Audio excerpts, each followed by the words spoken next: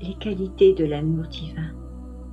Un être humain aux conceptions ordinaires n'est pas capable de manifester l'amour divin. Seulement, lorsqu'il est inspiré par un être avancé, ne fût-ce qu'un instant, il devient capable de manifester l'amour divin. Je vous ai déjà parlé de l'amour, mais je ne vous ai encore jamais dit l'essentiel. Je ne suis qu'à l'avant-propos de l'amour. Savez-vous ce que vous deviendrez si je prononce le mot amour comme il faut? Vous allez vous illuminer, vous allez devenir rayonnant, vêtu de forme d'ange. Tout dans le monde est une manifestation de l'amour, mais ce qu'il est en vérité, peu le savent.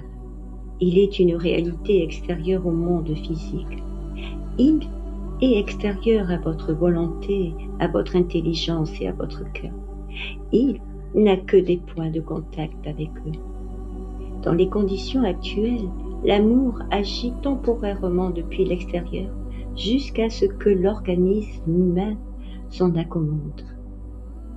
La raison en est qu'étant donné sa composition actuelle, l'organisme humain n'est pas en état de supporter ces fortes vibrations. N'expliquez pas ce que c'est que l'amour. Expliquez ses manifestations. L'amour est la seule chose que l'homme ne peut expliquer. Vous ne pouvez pas expliquer le pain tant que vous n'en avez pas mangé. Vous ne pouvez pas expliquer l'eau tant que vous n'en avez pas bu. Désormais, les hommes commenceront à venir à l'amour. Il est la force la plus grande et la plus intelligente au monde. En pénétrant dans l'être, il apporte les manifestations les plus élevées et les plus belles de l'esprit. L'amour est d'abord l'apanage des grands maîtres, des grands adeptes, des grands disciples, des grands croyants, puis des grands néophytes et enfin des hommes ordinaires. Il existe au monde quelque chose de plus grand que la connaissance. C'est l'amour. Si vous voulez découvrir le sens intrinsèque des choses, vous libérer des limitations de la vie, vous devez aimer Dieu. En réalité, l'amour est le chemin qui mène à la vraie connaissance. Ne vous occupez pas de cet amour qui a servi les hommes.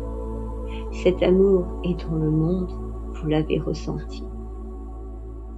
L'amour divin ne crée pas de contradiction dans la vie. Il vous fera devenir fort et puissant. Il fera que vos pensées deviennent résistantes. L'amour divin commence comme dans l'exemple suivant. Un ami vient vous voir et vous lit 2 strophes d'un poème écrit par lui.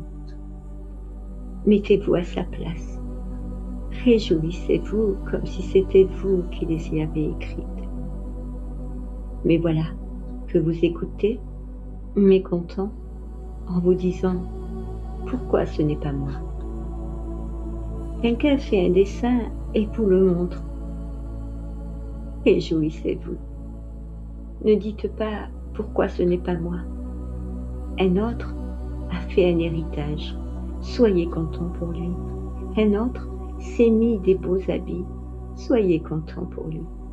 Vous devez considérer les pensées et les désirs de vos frères comme s'ils étaient les vôtres. Ils doivent être sacrés pour vous.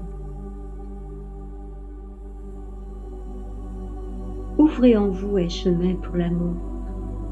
Cela signifie mettre Dieu à la place la plus élevée de votre âme. Votre idée fondamentale doit être la suivante. Aimez comme Dieu vous aime. Si vous entrez dans le monde divin avec l'amour humain, vous n'arriverez à rien. L'homme qui possède cet amour ne cède pas à la tentation, à la séduction. C'est une des qualités de l'amour divin.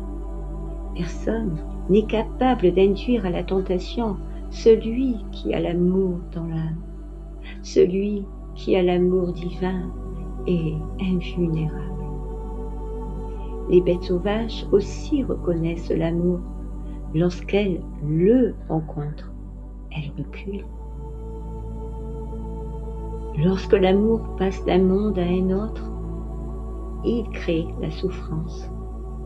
Celui qui comprend cette loi ne se décourage jamais.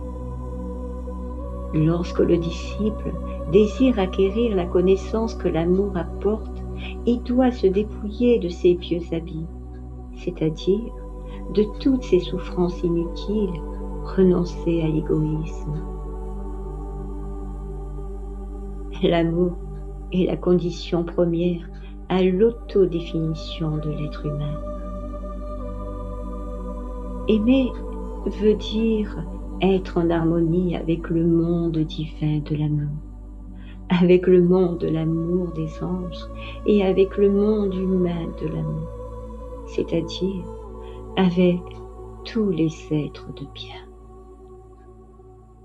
L'homme doit savoir comment manifester l'amour divin. Il se manifeste de milliers de façons différentes que l'homme doit connaître.